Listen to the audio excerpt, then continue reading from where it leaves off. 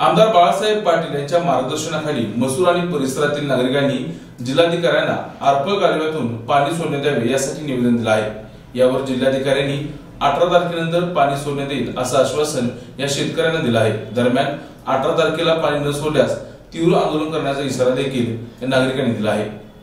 आरपळ कालव्यातून पाणी सोडण्याबाबत व हनबरवाडी शहापूर योजनेला पाणी सोडण्याबाबत आमदार बाळासाहेब पाटील यांच्या मार्गदर्शनाखाली मसूर आणि परिसरातील शेतकरी निवेदन देण्यासाठी गेले असता कराड उत्तर विधानसभा मतदारसंघातील मसूर कराड तालुका पूर्व दुष्काळग्रस्त भागासाठी आरपळ कालव्यातून 18 मार्च रोजी पाणी सोडणार असल्याचं जिल्हाधिकारी जितेंद्र रेड्डी यांनी या शेतकऱ्यांना ग्वाही दिली। तसेच पाणी सोडले नाही तर संबंधित अधिकाऱ्यांवर कारवाई देखील करण्यात येईल असे आश्वासन देखील त्यांनी या शिष्टमंडळाला दिले। दरम्यान 18 तारखेपर्यंत पाणी न सोडल्यास मसूरच्या चौकात शेतकरी आंदोलन करणार असल्याचे देखील निवेदन या शिष्टमंडळाने जिल्हाधिकाऱ्यांना दिले। आज आम्ही मसूरच्या पूर्व भागाला पाणी मिळावं,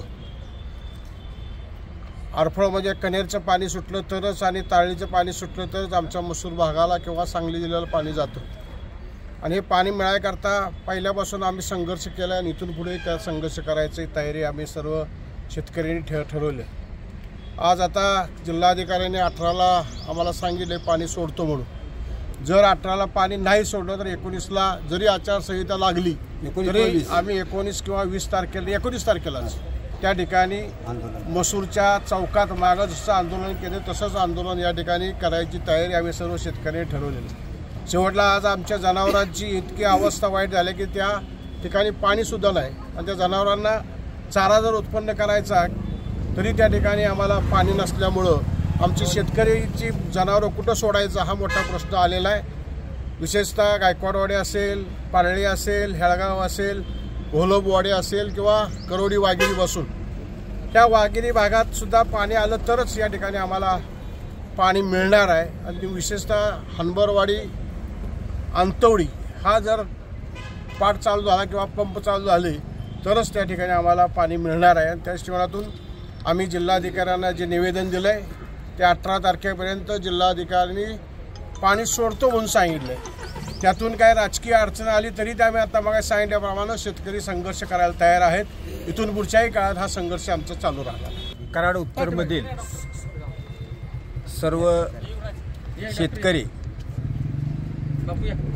आदरणीय आमदार बाळासाहेब पाटील यांनी जिल्हाधिकाऱ्यांची वेळ घेतली होती आणि पाण्याचा प्रश्न निकट अगदी अतिशय तीव्र आहे। त्याच्यासाठी माननीय जिल्हाधिकारी यांना पाणी सोडण्याबाबत आम्ही कनेर आणि तारळी याच्यातील पाणी सोडण्यासंदर्भात आम्ही विनंती केल्यानंतर माननीय जिल्हाधिकारी यांनी सकारात्मक चर्चा केली आणि साधारणपणे 18 ते 19 तारखेपर्यंत तारळीचं पाणी आम्हाला दिलं जाईल असं त्यांनी स्पष्ट आश्वासन दिलं। शेतकरी विरोधी या शासनानं या कराड उत्तरमधील पूर्व भागातील सर्व शेतकऱ्यांच्यावर जाणीवपूर्वक अन्याय करायचं ठरवलेलं आहे आणि त्याच्यामुळे या शेतकऱ्यांच्यावर फार मोठी त्या ठिकाणी पाण्याविना शेतीचं व जनावरांचं पिण्याच्या पाण्याचं फार मोठा हालापेष्टा सहन करावा लागत आहे। आदरणीय आमदार बाळासाहेब पाटील साहेबांच्या नियोजनामुळं आज या ठिकाणी संपूर्ण वस्तुस्थिती मान्य कलेक्टर साहेबांनी त्या ठिकाणी मांडली आणि एक लेखी स्वरूपाचं निवेदन त्यांना त्या ठिकाणी देण्यात आलं। या संपूर्ण हनबरवाडी धनगरवाडी असेल अनेक विविध शासनाच्या योजना असतील, या योजनेला रोटेशन पद्धतीनं मे पर्यंत व्यवस्थित पाणी त्या ठिकाणी सोडलं जावं आणि अशा पद्धतीचं आश्वासन आम्हाला दिलं जावं। अन्यथा 18 तारखेपर्यंत पाणी जर सोडलं नाही तर 19 तारखेला सर्व शेतकरी बांधवांना बरोबर घेऊन तीव्र पद्धतीचं आंदोलन त्या ठिकाणी मसूरच्या चौकात छेडावं लागेल असा इशारा त्या ठिकाणी निवेदनाद्वारे देण्यात आला।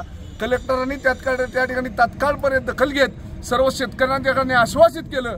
पाठीमागनं नरेश मानेनं मला विचारलं की तुम्ही ते रोटेशनचा शब्द बांधून घ्या। मी सांगितलं साहेब शेतकरी विचारतात रोटेशनचं काय। कलेक्टर साहेबांनी सांगितलं मे पर्यंत रोटेशन या कराड उत्तरमधल्या सर्व शेतकऱ्यांना योग्य रीतीने दिलेलं आहे। त्याची संपूर्ण जबाबदारी माझी वैयक्तिक कलेक्टर म्हणून माझी राहील आणि त्यामध्ये काही चूक जर झाली तर मला निदर्शनं आणून द्या, मी तात्काळ तिथल्या अधिकाऱ्यांच्यावर कार्यवाही करण्यात येईल। त्याच्यामुळे अतिशय सकारात्मक पद्धतीने त्या ठिकाणी कलेक्टर साहेबांनी त्या ठिकाणी निर्णय घेतलेला आहे येत्या 18 तारखेला ते त्या ठिकाणी पाणी सोडतो म्हणलेलं आहे, पण पाणी पोचायला 2 ते 3 दिवस त्या ठिकाणी जाणार आहेत। त्याच्यामुळे 20-21 तारखेपर्यंत पाणी त्या ठिकाणी पोचलं जाईल।